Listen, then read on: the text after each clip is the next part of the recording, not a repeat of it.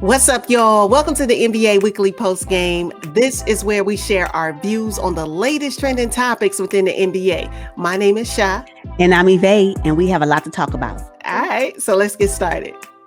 Okay, let's start right here. What do you think about Rondo potentially coming back to the Lakers? I don't like it. I don't want it to happen. I do not believe that Rajon Rondo and Russell Westbrook will get along. I think there will be a lot of tension between them. And Rondo is older. The Lakers need to get someone with a little bit more youth because they're old enough. We thought the same thing about Rondo and Patrick Beverley, and that turned out to be okay. So it's possible that Rondo is at his stage of his career where he'll just get along. I don't know. I don't like the move either. To be honest, I'm going to take it way back. Way back. He should have never left the Lakers.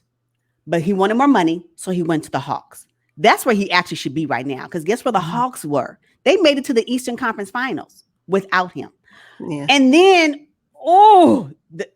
the trade that really got me tight when the Clippers traded Lou Williams for Rajon Rondo. What? Look, Rajon, I hope his career ends in any way he wants it to end, right? I always want people to have make their exit on their terms. I always want that. But I just don't see it. What in the world could he potentially bring to the Los Angeles Lakers that Russell Westbrook won't bring? What is it? They already got Russ. Why they need Rondo to do what? Well, remember in the bubble when the Lakers won the championship, Rondo was lights out from beyond the arc. The Lakers are right now, the perimeter shooting is sketchy. Okay. So maybe that's what they're thinking about. And to sit down Russ? But when you talk about team chemistry, though, I just think you also have Carmelo Anthony, who has a lot.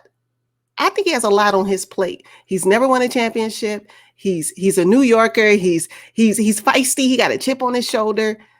I just don't. You got to think about the personalities. And I don't know that Frank Vogel is the man to handle all of that. I don't have any faith in Frank Vogel. And think about it. The Rondo that was on the Lakers in the 2020 bubble had one championship under his belt, right? Yeah, with the Celtics. Yes. The Rondo now will have two. With the Lakers and with LeBron. I can only imagine the ego that could potentially come into the locker room with just that. I've been here before, and when I was here. And when I was here, we did this. When we were here, remember Bron? You know how people do. You remember AD? Mm-hmm. And you're going to have Russ, take a seat at the bench so he can shoot some perimeter shots? I just don't see it happening. I don't see it. Unless, they put Rondo with the second unit, then maybe possibly. I still don't like it. I actually thought he should have stayed with the Memphis Grizzlies. No, absolutely not. No, that was a buyout waiting to happen the moment that trade happened. I already knew that wasn't going to happen. Where was he going to fit with the Memphis Grizzlies? Just be a mentor to the young Grizzlies. He had an opportunity to do that with the Hawks, and he didn't believe in the Hawks, just like he didn't believe in the Memphis Grizzlies. So he doesn't want to do that, and he doesn't have to. He don't want to have to, be a part of a organization that's trying to build a legacy. He doesn't have to do that if he doesn't want to. He doesn't want to be a Chris Paul. He should be. We don't want to be. But no, it's a no for me. It's a no for me. And so we're going to put him, Rondo, on the second unit. That means that we're going to sit THT down? No, I need for THT to be lead. What I'm saying is there's young players on the Lakers right now on their roster that need the experience. And if you keep bringing in these seasoned players to now take up their playing minutes, I have a problem with that. I have a problem with that. You have prime, great play. Monk, what? You're just not going to put none of them on the court because you got all these seasoned players? Yeah. Beat it. No. Yeah. Now, there's talk that the Lakers were really considering bringing Isaiah Thomas, the old IT, back into the league and, being a little point guard, trying to, get a little something, get a little money on his way out. However, now that Rondo is available, now all of a sudden the Lakers seem to be the number one option for him. What do you think about that? I just really, once again, IT is just being pushed around by the league. It's just sad. It's really sad to me. And I would love for him to be on the roster. Will he see any minutes? Probably not. But if you had to add anybody to the Lakers roster, I would prefer it be IT than it be Rondo. Right. Absolutely. I mean, IT, who needs it more? You know, IT is trying to, I don't know how many more years he has left in the thing, but we know for sure Rondo probably got at least 1 or 2. Rondo is on his way out, and I think he's just trying to championship chase at this point. Okay. IT just wants to make a name for himself. He has at least 4 to 5 more years under his belt. I mean, he already has a name for himself, but he's not in the league. Right. Yeah. I don't know. I hate that happens, but such is life. Mm-hmm. This is where we are. And this is where we are. And this is where Kevin Love is right now. The Cleveland Cavaliers. Well, wait. Let me see. Now, Kevin Love has 2 years and $60 million left on his contract. The Cleveland Cavaliers, I think they want to buy him out, but Kevin Love is like, nope, absolutely not. Should he? Absolutely not. What he is essentially saying to the Cleveland Cavaliers, forget you, pay me. I am not even mad at it. You guys offered me this contract. I signed it. I want all my money, even if I got to sit it out on the bench to get it. I am here all the way for it. Come on, Kevin, get your money. Yes, you're not about to. The thing about the buyout, it only works if you know you have somewhere to go. Where he going? Well, the Lakers might want him. I don't think the Lakers need him because, again, he's not bringing anything to the table and he's older. The Lakers need youth.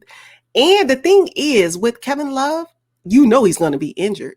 He hasn't played a full season in how many seasons? Like, come on. Like, no, that's dead weight as far as I'm concerned. And so why would he leave money on the table? Mm-hmm. Because we already know he's injury prone.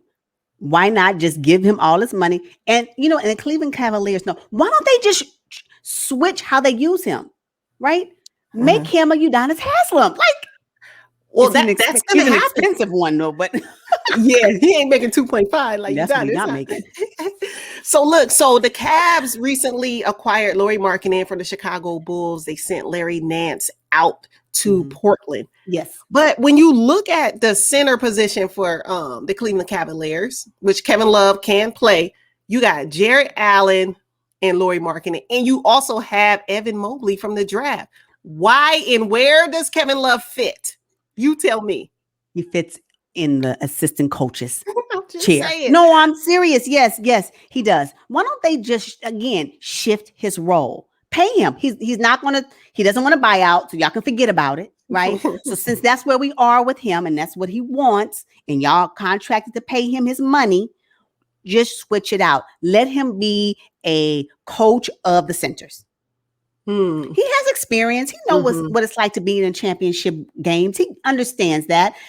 Allow that to be, but don't try to burn him and then send him out somewhere when he don't want to go. I'm not mad at him. I'm like, Cleveland Cavaliers.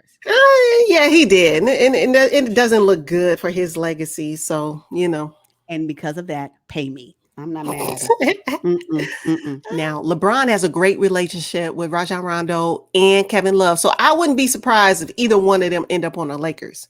But that Jared Dudley, they couldn't find a roster spot for Jared Dudley. 1,000%. And Jared Dudley said, I will see you in Texas. I am not mad at it at all. I am saying this. That if you are on a roster and you have a spot and you don't play because you're supposed to be the spirit, what do they call it? The leader and all that good stuff. That's fine. But there's players out here who really want to play. Example, Isaiah Thomas. Yeah. There's players out here that really want to make a name for themselves, want to make a little money.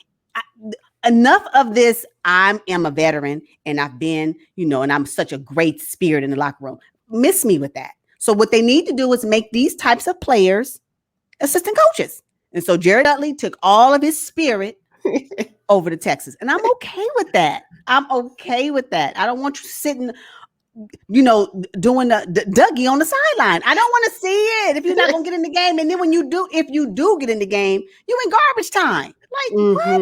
When somebody else that's really trying to have a long career, because you're on the downside of your career. When somebody else is trying to have a long career, at least garbage time gets their name out there. I'm like, stop wasting roster spots on people who just supposed to be the spirit of the locker room. I'm over it. So good for Jared Dudley and all of his spirit over there with Jason Kidd. I'm okay with that. Yeah. Now that he's with the Mavericks as an assistant coach, what kind of impact do you think he'll have on Luka Doncic and their squad? He has, I mean, what type of camaraderie does he have with the players? I mean, I know him and Jason Kidd may be cool, but until he builds that, nothing for this first season, zero. Okay. Maybe at the end of the season, maybe he'll, build some type of chemistry with the guys. But right now, going in, nothing. He got to get to know them. He don't know what he did with the Lakers. He may not be able to do with the Dallas Mavs. Them players may be like, you better take that somewhere. Yeah. That may not even be that. And Jason Kidd may want to bring that to the Dallas Mavs locker room, but they may be like, what? Yeah, no. Old head. And it's like, these younger players, they may not even really know who Jared Dudley is and what he's done, but there's Google and they're going to look up his stats and be like, oh, this dude averaged 1.6 points his whole career. Like, it plays a role in how these younger players view the old vets. So I'm sorry. Yeah, that's how it goes. I can see why it works for Udonis Haslem with the Heat, because he has been with the Heat forever. So he's built into their culture.